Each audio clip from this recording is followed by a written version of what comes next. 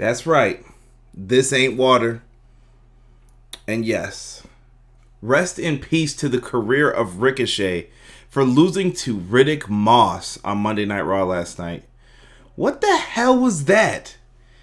Folks, welcome to Everything Pro Wrestling. Everything Pro Wrestling is a show by the fans, for the fans. I am your host, Conrad Cushman. We are here today to preview WWE Elimination Chamber 2020.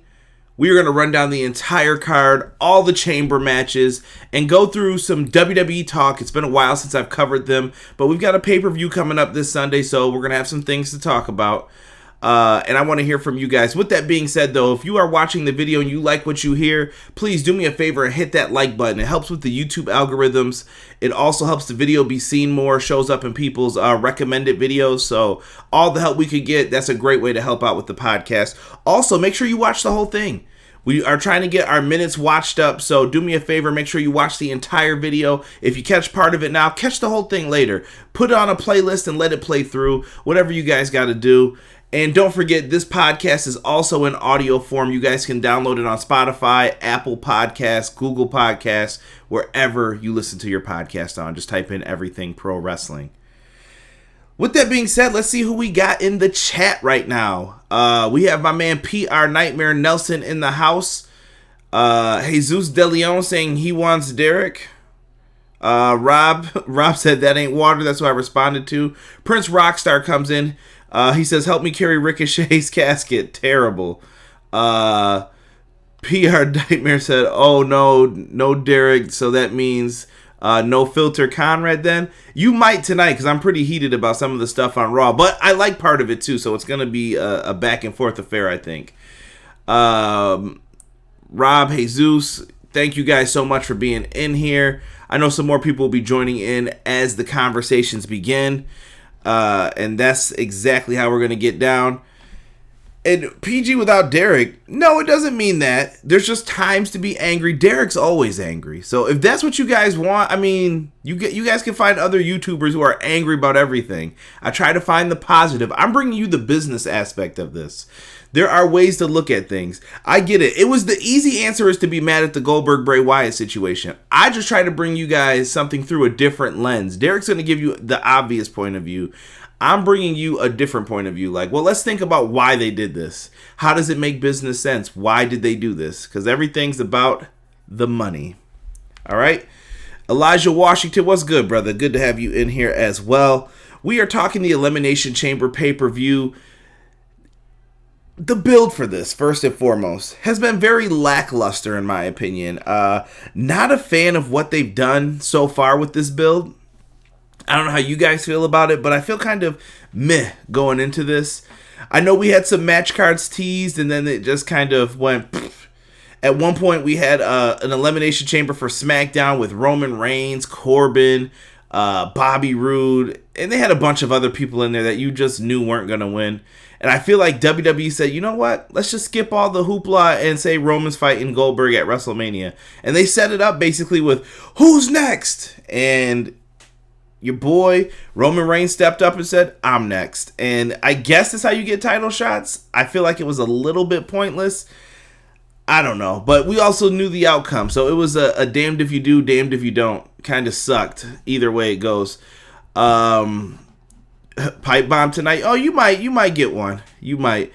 You know you would love to see that, Bobby. Nah, we'll see. I might go off on something here, man. It just depends on the situation and what we're talking about, because certain things I am not happy about too.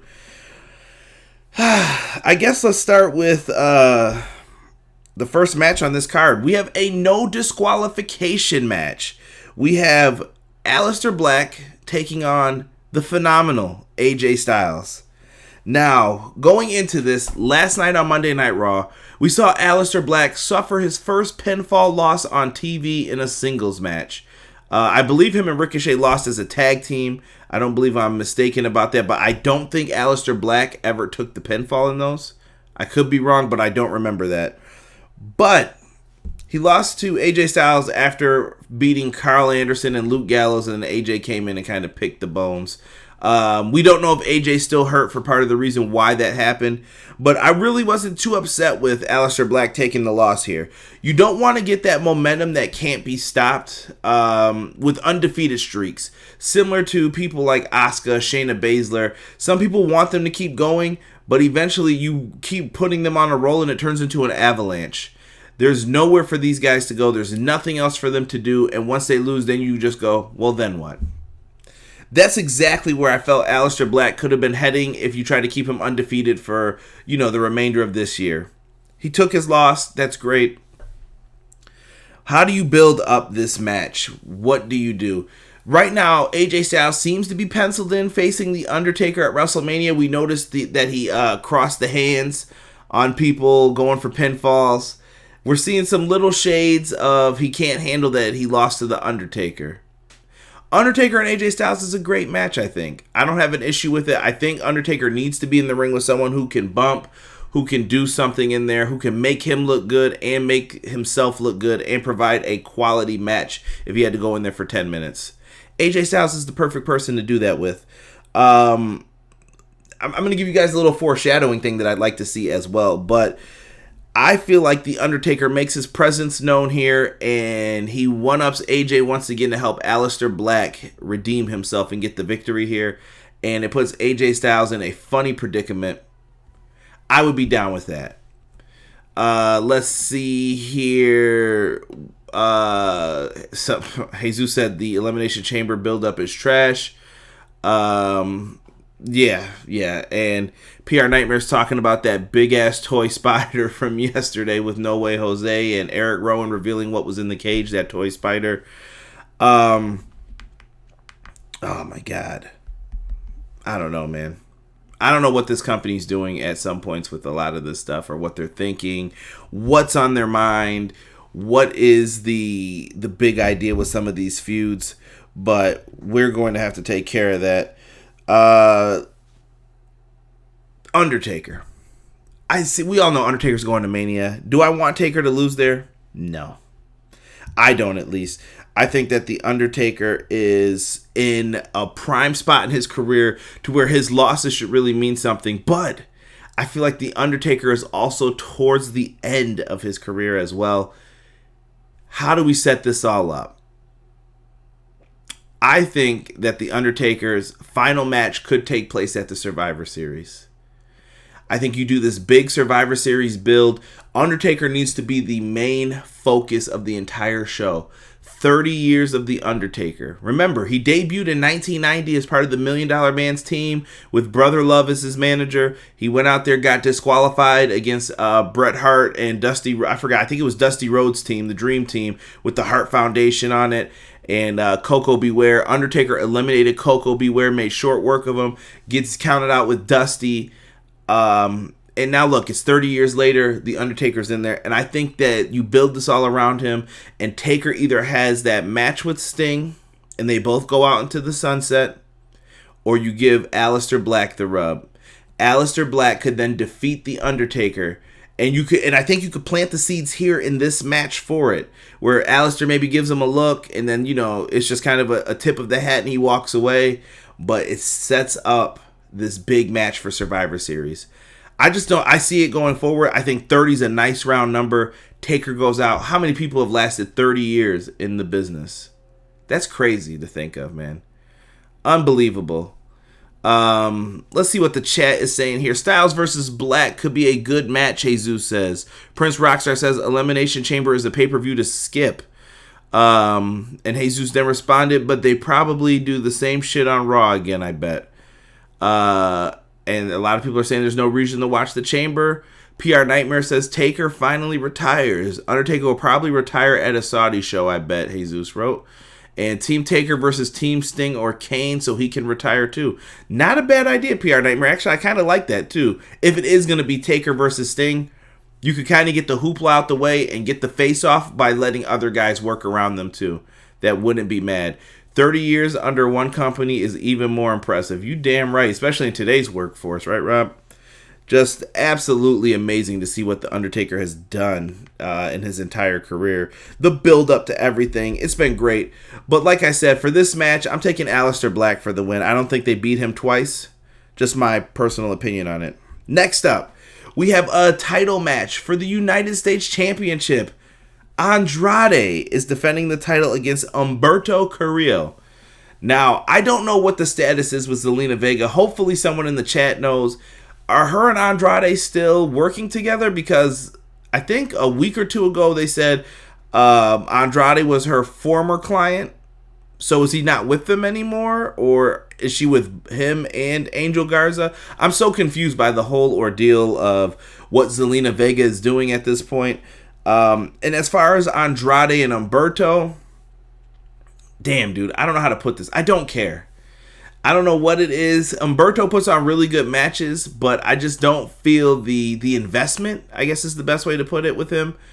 Andrade, I'm a little more invested in because I think of his time in NXT. You watched him rise up. He was the NXT champion for a little bit, but I don't know. And Rob just put again with 3 question marks, so that just goes to show you he's like, F this. There's no way. It doesn't look good, man. It doesn't look good for this matchup. The U.S. title, I feel, has to stay with Andrade. You already punished the guy. He got a 30-day suspension for some wellness policy violation. We don't know what it is. I don't care to know what it is. Andrade needs to be kept strong, I think, for this title. I don't know what the WrestleMania plans are. Maybe they're going to do a 4-way with Mysterio, Andrade, Humberto, and Angel Garza. I don't know. I don't know what the plans are, but I'm just going to say it now. Andrade keeps this, but they have to put a greater focus on these mid-card acts. I don't care what you want to call them. Mid-card, secondary title holders. It doesn't matter. These guys have no focus. They are just doing match after match after match after match. And there's no investment. There's no reason to care. Nothing's happening with Zelina Vega. They're just bringing people up, and I'm supposed to care about some little catty drama. We're making the storylines in our own head, I feel like, sometimes as wrestling fans. Fuck, man. Like, we got to do something better. We can't just keep having this stagnation of the mid-card. This is why so many people are bored. I don't get it. And I guess this is the perfect opportunity, I guess, to go off about the Ricochet shit. If you guys watched Monday Night Raw, Ricochet challenged for the 24/7 title after getting no offense in a 90-second match with Brock Lesnar. Now, granted, did I think he was going to beat Brock? Hell no. But I expected Ricochet to get some offense in. This doesn't help the guy. I hope that there's a big plan in all of this and that they have an idea of what they want to do. I want to have faith, WWE. I really do. But how can you have faith when you've put on such dog shit shows for like the last 5 years? I can't have faith in that. Ricochet shouldn't have lost to Riddick Moss. I'm sorry. You could have put someone else in that spot. You could have gave that spot to No Way Jose, Zack Ryder. You could have put anyone else in that spot. And they just didn't do it. Come on. Why did Ricochet have to lose there? And supposedly the rumor was, I saw online today, that Vince was burying him. Why did you give him a title shot then in the first place? Did he let you down? Is he not eating dinner or breakfast with you at your house? Is he not part of the Breakfast Club? What's wrong with Ricochet? You didn't give the guy time to develop. This sounds like the same thing that happened to Cedric Alexander, in my opinion. He didn't have a chance coming out of the gate. You can't clip his feet and then say, oh, you didn't finish the race. That's exactly what they're doing to a lot of these guys. And that's exactly why I'm happy that there's more places for wrestlers to work right now. Because to me, it's bullshit that they have to deal constantly with not getting pushed, not having storylines, and nothing for them to do. This is contrary to what happens in NXT. We just get constant rolls of shit, and you just go match to match, match to match. We tease the storyline for the mid-cards, then we forget about it, match to match. We tease a match for Monday Night Raw, then we bait and switch you, and we put in someone else. It's just so tiring. Get it together, WWE. That's all that I'm asking for you to do.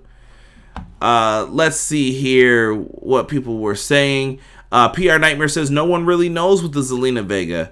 Rob said they said former client on the Saudi show, but she was out with both of them last night. I could see Garza and Andrade feuding soon.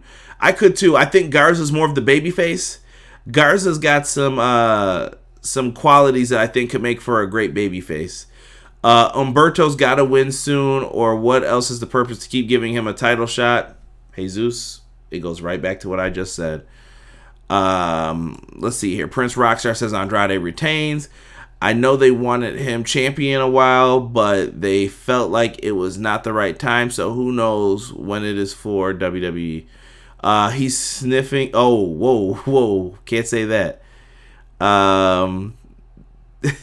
Rob said the company will probably get behind Garza more because he's bilingual and gets better reactions for now than Andrade. They're still looking for that next Latin star to push. Yeah, that's true because Rey Mysterio is retiring soon. I think they like Garza a lot too because Garza, out of all three of them, not including Rey Mysterio, out of that group that I mentioned before, Garza speaks the best English, and I guess that's a big point for Vince McMahon for how well someone can speak the language or learn the language.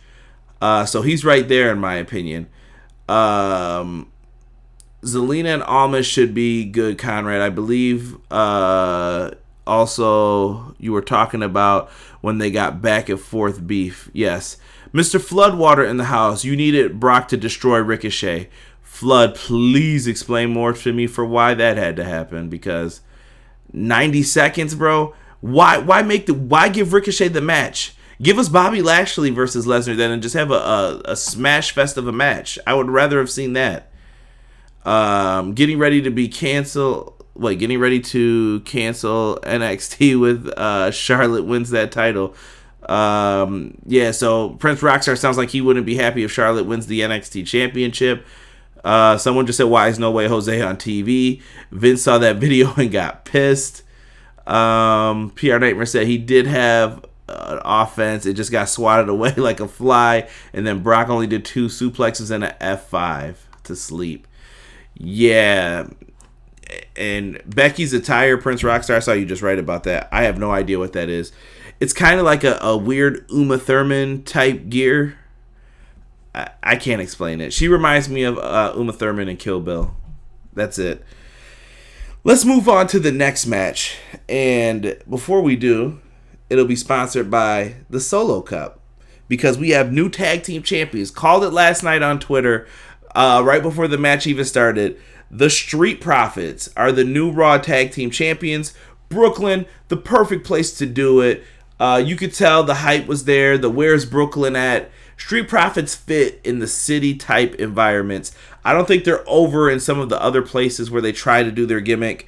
Seth Rollins and Murphy lost because of a miscue. There was some interference. Kevin Owens helped out. It doesn't matter. Right now, we're getting a rematch between Buddy Murphy and the Monday Night Messiah, Seth Rollins, and the Street Profits. I think that we're going to see more of the same. We've seen them wrestle a couple times now. The spots are going to be the same. He's going to get caught doing the flip. He's going to get power bombed into the barricade. I think it ends once again with a nice frog splash with a little assistance from Kevin Owens again. And I predict that the Street Profits are going to retain the tag team titles. I would really love to see like MVP manage them or put him in a position to do something like that versus what he was doing on television a few weeks ago. I think MVP would be a really good manager for them. Have someone watch their back for a little bit. But to me, the Street Profits are going to hold on to these titles until possibly AOP's ready to get them. But rock with the Street Profits right now. I don't see what they could be doing wrong with that. They seem fair. Live chat, give me your thoughts. I want to go back to Flood's point here real quick about Brock Lesnar. He said, we all knew Brock was winning. You can't have Brock struggle or come close to losing to Ricochet, and then we believe he could take Drew. I'm not asking for that, though, Flood. I'm asking for why couldn't Ricochet just get a little bit of offense, a couple drop kicks? Why couldn't he look like, oh, man, he's trying to make some moves, and then maybe he gets caught with a move, you know? Like, make it look like the guy had a competitive chance for a second. They just swat, slam, slam, slam, slam, F5, you're done. No point in that. Let's see here. Prince Rockstar is taking the Street Profits for the win. I heard they could drop it at Elimination Chamber just to win it back as WrestleMania. That would be stupid as F, Jesus wrote. Rob said, why was this their last chance? Beats me. Maybe they were playing more off of Biggie song lyrics. Jesus, why are we getting a rematch? I thought no more rematch clause. Bruh, throw logic out the window. Just give it up. Floodwater said Crime Time 2.0. Chill with that, B. Jesus said no logic in WWE. Somebody thought this might set up a Ricochet heel turn. Prince Rockstar. That is the only saving grace that I can say about this. Is this a character overhaul for Ricochet? He did change his attire. Maybe they're going to try something different with him. I wouldn't be mad at that. But you have to let people know what you're trying. And maybe we're speaking too soon out of turn about this. It does happen that way. Just to be the contrarian. Maybe we're wrong. But if Ricochet's doing something different, please show us signs immediately. Let's see here. PR Nightmare said, why did Buddy Murphy join him? It was just random for me. He had a good feud with Black and then bam, joined Seth. He couldn't beat Black, and I think that was part of the reason that convinced him he needed help to join Seth Rollins. PR. And Flood said he did the same thing to John Cena before so Ricochet could take it too. Laugh out loud. Terrible. Terrible. Let's go back into this crappy build pay-per-view. We have an Intercontinental Championship match, but this is a 3-on-1 handicap match. Guys, we finally got to a SmackDown match. Braun Strowman versus Nakamura, Cesaro, and Sami Zayn. This is a 3-on-1 handicap match. I'm going to tell you guys something. If you don't know, I hate handicap matches. I detest these. Why? Simply because these handicap matches are freaking ridiculous in my opinion. They basically bury either side. Usually the team that has the advantage loses. Why? Why would they lose if they're all trained pro wrestlers and you have a man, or in this case, 2-man advantage? How could you lose? Bruh, come on, man. I don't like handicap matches at all. I get it if it's against local talents, jobbers, whatever you want to call them. Fine. Understandable. But not against main attractions. Like, not Shinsuke, not Cesaro, not Sami Zayn, not someone that you would book on a pay-per-view to hope that it would draw eyes to your pay-per-view. Why would you do this? And you know what's the saddest part today? I watched Nakamura's debut on the main roster with the violin being played and fans chanting for him with his theme and everything else. They ruined Shinsuke Nakamura for me, man. He was someone who I thought could be a world champion. But no, let's give the belt to Jinder. You know? Sami Zayn, Cesaro, to me this is like the most wasted crew right here. These guys should really all mean something more. I don't know where they're going with this. In all honesty, I see Braun Strowman retaining. I would love to see at WrestleMania something set up with Daniel Bryan. I want to see Daniel Bryan versus Shinsuke Nakamura in any type of way. Give us that matchup. Bryan has wanted it, and I think you could push these two as legitimate technical stars. I would love it to be for the Intercontinental title, too. I think that would be awesome, but are they going to do that? Probably not. We're probably going to get Daniel Bryan versus Sheamus. Really? The match that they tried to give us for year after year after year after year. But what more can you say about that? That's just exactly how they want to do things, and fine. You handle things the way you want to. It's going to be what it's going to be. I don't like handicap matches. Braun Strowman's the Intercontinental Champ. It's going to be something we have to deal with. It's what it is at this point. Let us get into the SmackDown Tag Team Title Elimination Chamber match. Now, this was just announced on SmackDown last week, I believe. We found out that The Miz and John Morrison, after becoming SmackDown Tag Team Champions, are going to have to defend the titles against The New Day, The Usos, Heavy Machinery, Lucha House Party, Dolph Ziggler, and Bobby Roode. Which one of these tag teams are missing? You know who. Where's the Revival? Where's the Revival? They must have not signed that contract yet, huh? I don't know, man. Not feeling it. But we have ourselves a tag team chamber to talk about, right? So, The Miz, Morrison just got the titles. I feel like that they're going to be in some type of tag team match at Mania. I really pray that the New Day, Usos, and all these guys are on the main card and not in some shitty, some real like shitty type of pre-show match. Like, I don't want to see that again. The Usos and New Day should never be in pre-show matches ever again. They're like captain pre-show. They put on the best matches there and they haven't been rewarded for it. Now, Miz and Morrison, I think they could set up a nice four-way here with this, maybe with like Miz, Morrison, the New Day, the Usos, and I think you could use Heavy Machinery if you want to tell a story, or you could put Ziggler and Roode in there as well. I would prefer it to be the Revival, honestly, but we all don't get what we want, right? It's like a box of cereal. They all can't be winners. In this one, I feel like it's too soon to take the belts off of Miz and Morrison when it comes to it. I'm just looking at all the teams here. I feel like at WrestleMania we might even get a ladder match with a lot of these teams in it. And similar to WrestleMania 33, set yourself up with a four-way tag team ladder match. Put the titles up there, hang them up there, and let Kofi, Big E, and the Usos kind of carry the momentum. And you can Miz and Morrison will be fine in there too. Morrison will probably do some really crazy shit with the ladders. You have options here. I think Miz and Morrison retain, though.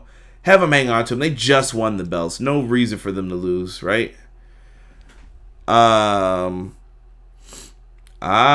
See, PR Nightmare brought up a good point, too, back to that Intercontinental title. He said Sheamus said that that's the only title he hasn't held.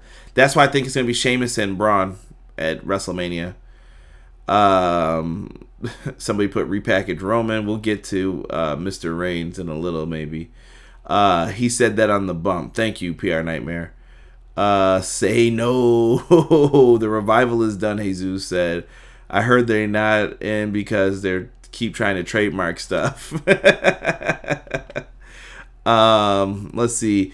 I can watch Braun lose to Sheamus and him stay dominant with his old theme song.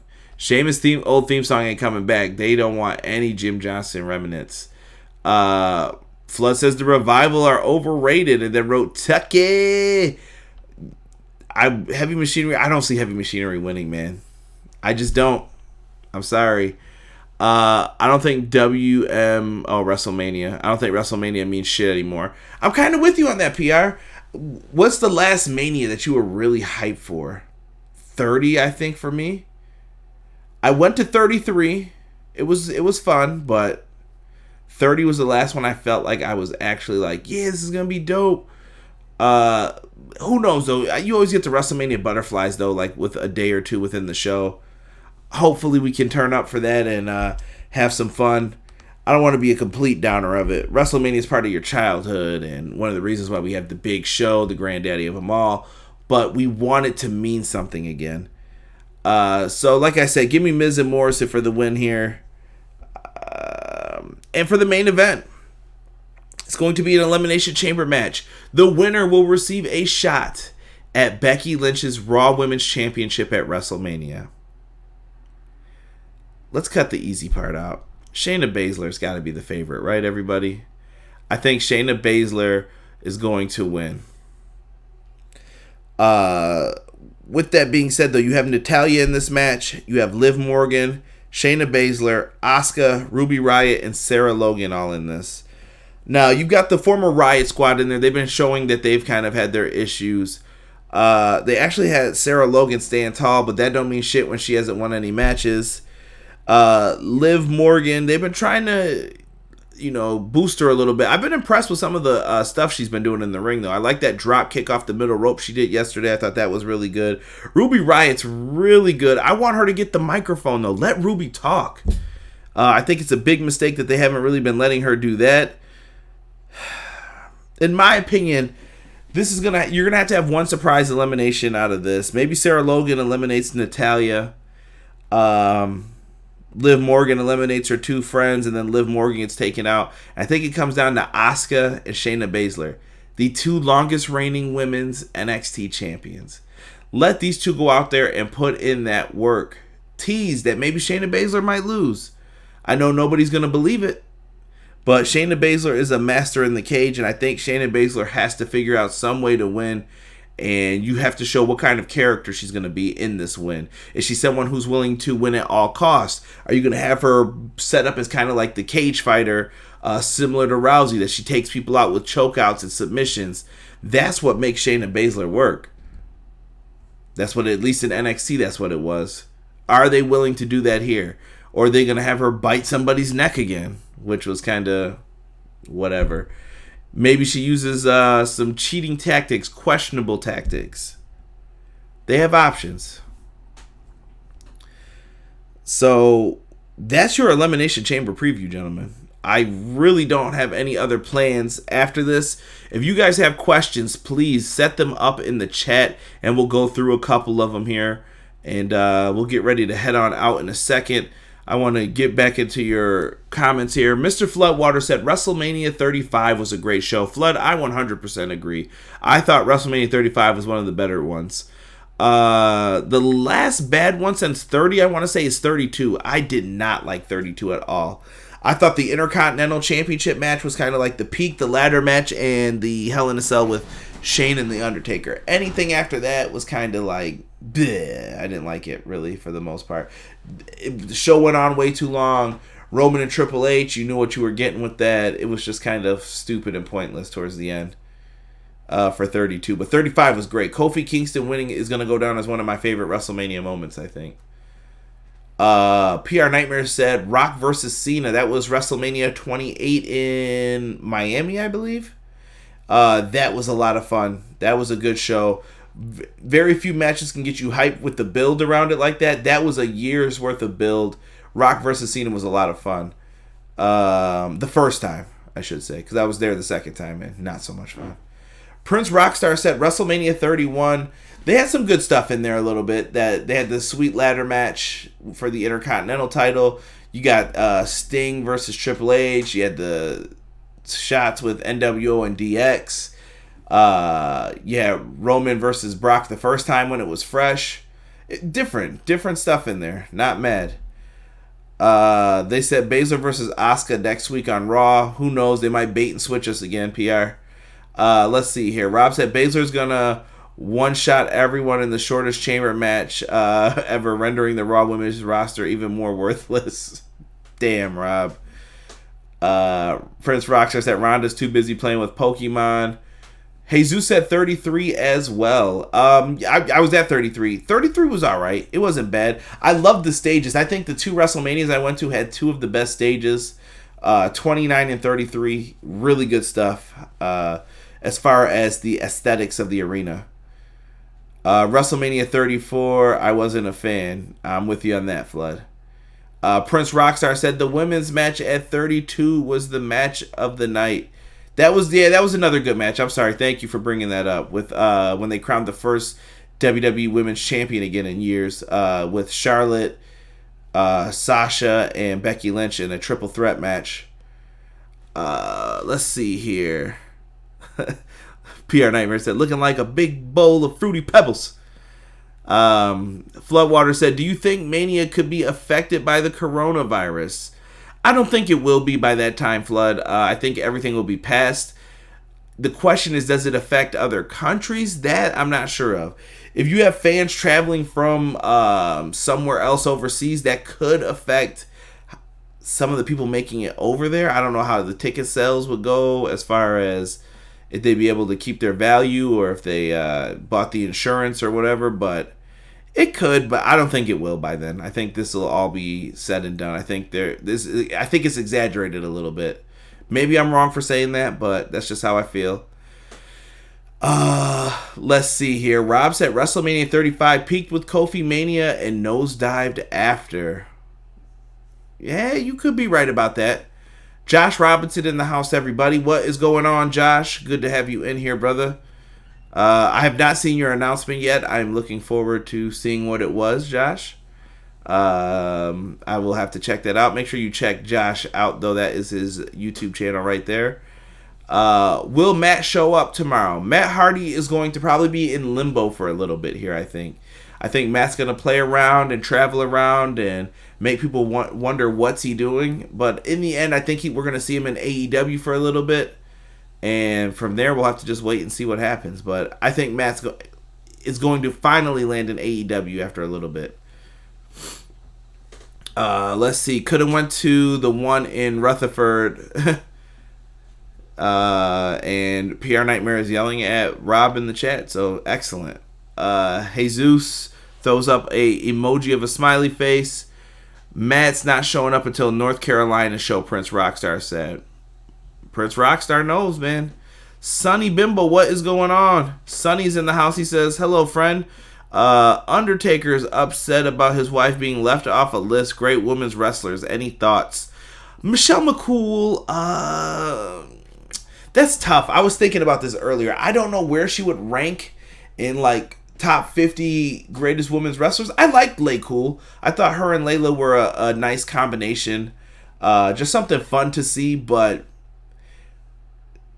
to be upset to be left off a WWE list, let's be honest, guys. Those lists are meant to create controversy. When they do their greatest decade matches or greatest WrestleMania matches or greatest Intercontinental champions, they always have some weird order or they'll do one crazy thing because it gets people talking. People are retweeting the article. They're sending people over. It's getting traffic to their website. It's all part of the game. It's all part of the gimmick. And honestly, should Michelle McCool have been left off? Probably not. I can't really think of... I mean, you could think of quite a few who you would probably put over her. And she was in the WWE at a time where women's wrestling wasn't valued, but she was one of the few people doing it. She had the Faith Breaker, which was the Styles Clash, basically. I thought Michelle McCool was great, especially with Layla. That was her peak, in my opinion.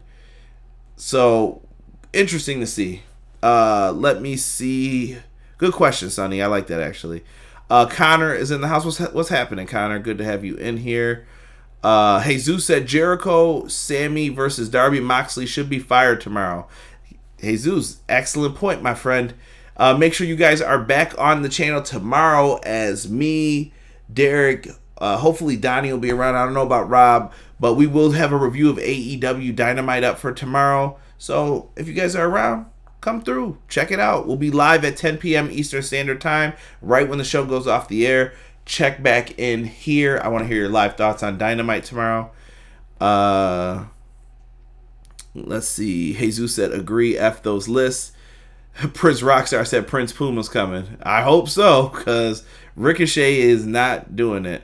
Rob said McCool mistook that list as a ranked list because she obviously doesn't read details and overreacted to as she's been known to do. Ooh, harsh.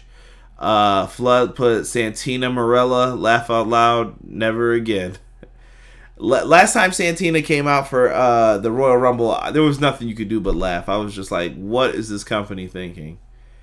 They've tried to piss people off sometimes, I think, but Santino got to be on TV, I guess, right? Let's see. PR Nightmare says, I don't care about lists in anything anymore. Hell, they left AI off the greatest basketball players list, and Kobe was at the bottom under Braun. Listen, bro, like I said, lists are meant to create controversy because they want to drive traffic to their websites. I'm sorry. I'm just telling you that. You got to find people who keep it real. Don't fall for the clickbait. I hate clickbait, especially on YouTube. This is why I put up straight up what my topics are about. You can come here. You know what you're getting when you come in. I hope that you guys don't feel like I ever clickbait you. It's freaking terrible, though. I hate when people do that to me. Especially like in the video game world. Big video game fan. Nothing worse than getting clickbaited for video game details. And then, you know, they say that they got a little detail or information about it. And then it turns out it's just a rumor. But they think it could be true. Why'd you write it like I got news? Terrible.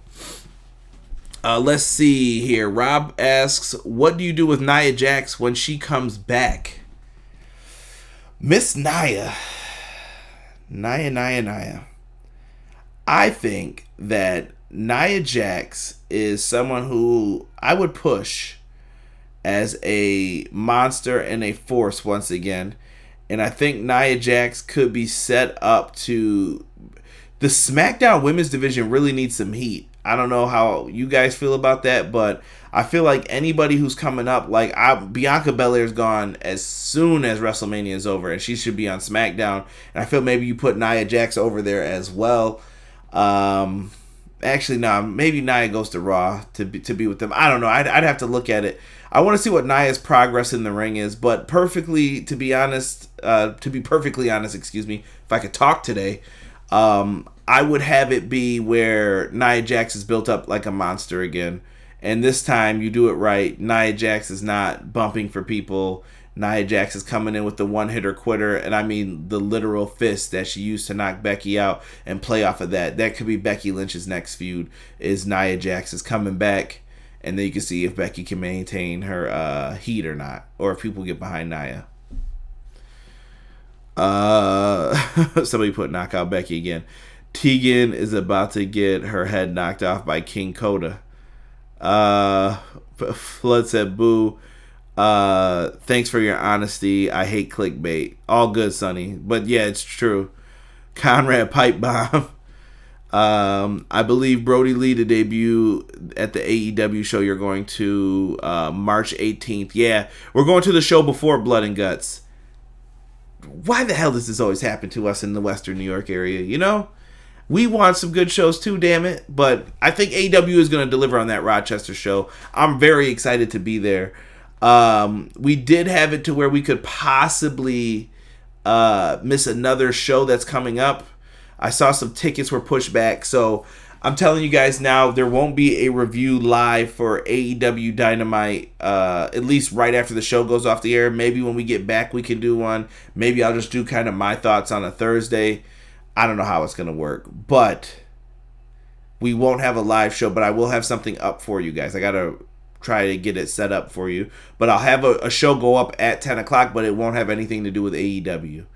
Now, Ring of Honor is having War of the Worlds, so there's going to be a May show on a Wednesday that I think we may have to miss as well. I think me and the guys are planning on going to ROH War of the Worlds coming here in Buffalo, New York, so you guys will get a review on that, and then I'll have to try to catch up on Dynamite and NXT and everything else for you guys. Maybe I could do a hybrid head-to-head review in May for you guys for that as well. Let's see here. What do you do with Archer and Brody Lee when they debut this month? Ooh, tough question, Rob. As far as Lance Archer, I think Lance Archer can come in, and I think he's older. He's in his 40s. I think you need to have this dude dominate and put himself in that world title picture right away. The next challenger, I feel like, has to be maybe him or MJF. But I don't know how fast you can get Lance Archer into that picture without deciding what you're going to do. Because I feel like MJF still has unfinished business with Cody, but MJF could challenge for the world title in between then, right? So maybe you give MJF a title shot on Dynamite, and then Lance Archer will be the one to get his title shot later on at the pay-per-view. Because him and Moxley work pretty well together, and if Tony Khan or the EVPs are impressed with the match that they saw at Wrestle Kingdom, let it happen. As far as Brody Lee goes, I don't know what to do with Brody Lee, because do you keep him as that same character he's always been, or do you go somewhere different with it? I'll let you in on a personal conversation that me and Casey have had. This goes months and months back, though. Casey always said he wanted to debut Brody Lee, a.k.a. Luke Harper, as a JBL-type character, to where I basically kind of put the Raven and WCW gimmick into this. What if we found out that Luke Harper goes back home after, losing his job from WWE? He's like, yeah, I lost my job. And you find out that Luke Harper's rich. He's really a rich dude who always had everything he wanted, but he went out on a limb to try to become something that maybe he's not. And we find out that maybe he's kind of like a JBL Aristocat type cat. And he's got a lot of money, and he's just going to... And it sounds like a JBL ripoff, but You got to do something different with him, I feel. But maybe the Luke Harper character works. We have to see with him. But I would say don't be afraid to try something new. Same thing with Matt Hardy if he goes to AEW. Don't be afraid to try something new. Let's see what they can do. Hopefully they come up with something creatively different. Let's see here. AEW has had crazy low sales, I've heard. Maybe on their t-shirts. I haven't heard anything bad about their ticket sales. I mean, in smaller markets, yes, but Flood, you also have WWE blocking them from getting big arenas, so I don't know what you want them to do. Like, when you can't get Madison Square Garden, that's a problem. Why wouldn't Madison Square Garden want AEW? They sell out in Chicago and all the big cities. It doesn't make sense to me. Do it on a Thursday. I'm cool with that. Thank you, Jesus. I'm glad that I have your approval for that. PR Nightmare says WWE killed Luke Harper. Brody Lee survives. Let's see here. So far, only me, you, and Donnie have committed. Sonny says a lot of promotions have low sales. Yeah, I mean, it happens. Wrestling's not booming right now as far as sales go. But me and JPQ had a conversation about this on one of his podcasts, too. A lot of people right now are kind of in this entertainment lull. I think people don't want to go unless you're going to get good seats. You know what you're getting. You know what you're getting, what you paid for. And they kind of want the shows to be a big deal. I don't think people want to go to house shows anymore where it's kind of just like, oh, yay, we got to see WWE, yay. I mean, maybe you save those for the smaller markets because some people don't get those type of shows all the time. But I don't know. AEW's just doing television right now. And, hey, if that's working, it's working. Let's see here. PR Nightmare said no, keep him as a lost soul character. But I feel like he works best when he has someone to play off PR Nightmare. That's my question. And who would Brody Lee play off of in AEW? Give me your answer in the chat, PR. I want to hear what you think on that. Harper is really well spoken too. That could work, Rob says. So Rob kind of likes that idea. Maybe you haven't played like a Dr. Jekyll, Mr. Hyde, where he goes into both forms of the character. And you don't know what you're getting. Like I said, try stuff. Try different things. A loose and dominant heel, PR Nightmare said. Prince Rockstar, I'm rich gimmick. Ain't that Sasha's new gimmick? I don't know what the hell Sasha's doing. Sasha needs to be on TV more. That's all I know. I'm hoping that she gets a match at Mania with Bayley. Please let that be the match. we need a repeat of Brooklyn. Honestly, for them to save that SmackDown women's brand. Connor says he thinks he'll be part of the Dark Order, to be honest. Ooh, Connor putting it out there. Not mad at that. In other details too, guys, I don't know if I told you this, but next week is technically episode 100 of the podcast. This is episode 99 that we're on right now. Next week will be episode 100. I'm debating on what we could do for it. I was thinking a big Q&A, letting people ask questions. I also have Josh's video submission. He was a runner-up in our Royal Rumble pool, and he got to pick a video for me to do. I want to have someone else on that, though, because I think it'd be fun to get some other opinions on it to set up something for how to book. So, Rob, D, somebody let me know if you guys are interested in doing that. I need somebody with some knowledge of the subject, and I could explain to you in a private message what that is. Let's see here. Rob said, WWE, man, we just turned down free box seats to SmackDown this Friday. Oh, my God, Rob, why are you telling people this? I really don't have any interest in the Do Nothing shows. Shaking my head. Rob is telling the truth. We did turn down box seats for SmackDown. They were like $10. And we could have easily just sat in a box and watched it on Friday, but we said no. Because we just don't care at this point, you know? I know the last time NXT was here, but this was my point. That was probably the last good SmackDown show, right? Still don't care about Sasha, PR Nightmare said. Rockstar said, cringy Lynch. Connor says, do a roundtable. Connor, I have a roundtable getting set up, hopefully for the end of this month as well. You should like that. I got 2 of them coming up, hopefully. Jesus said Q&A. I feel old. Remember the days when wrestling was like 2.5 hours of wrestling and 30 minutes of talking? Those were the days, bro. Those were the days. Elimination Chamber, though. Let me give my quick final thoughts on this. This show needs to deliver and set up things for WrestleMania. I want to be hyped at the end of this show going into WrestleMania. I'm not planning on a super long review for this. This card is lackluster in my opinion, and I really hope that it turns out. But I really want you guys to join me next week for episode 100. Tomorrow we've got AEW Dynamite. We have a blockbuster tag team match with the Inner Circle's Chris Jericho and Sammy Guevara taking on Darby Allin and the new AEW champion Jon Moxley. Sure to be a good show. Make sure you guys join us at 10 p.m. Eastern Standard Time right here on YouTube. If you guys got friends, tell them to subscribe to the channel. We're looking for more subscriptions here. We're doing a great job right now, though, on subscriptions, people watching, likes. My analytics are looking great, so I appreciate everybody who has been helping out, who's part of the brand, who's in the live chat. You guys are what drives everything pro wrestling. But I'll save the sappy stuff for next week for episode 100, right? Yeah. Card subject to change. It needs to. It needs to, Connor. But guys, episode 100 isn't tomorrow. So here's the weird thing, PR. Before I was getting ready to end the show too, but episode 100 is going to be for these podcasts. So the Tuesday shows are the regular podcast ones that I was doing before. I just record them on YouTube now. The Dynamite reviews, all the reviews used to always be on here. So I've been counting those as bonus episodes. Starting after next week's episode, I'm just going to count them all as episodes going through. Because now everything that I put up on YouTube is getting pushed to the audio feeds too. So that way you guys can listen to it on the go if you need to. On Spotify, Apple, whatever. However you guys want to listen to it. Or you could listen to it on YouTube, interact with me. I'm trying to give people more options for what we're doing here. And like I said, I appreciate your support, man. I'm just a fan. I'm an opinionist. I'm just giving what I think of the product and what I see on the screen. That's it. I'm no expert at this. I've never taken a bump. It's nothing personal. I don't even hate the people who play these characters. I'm just giving my thoughts on it through a fan's point of view.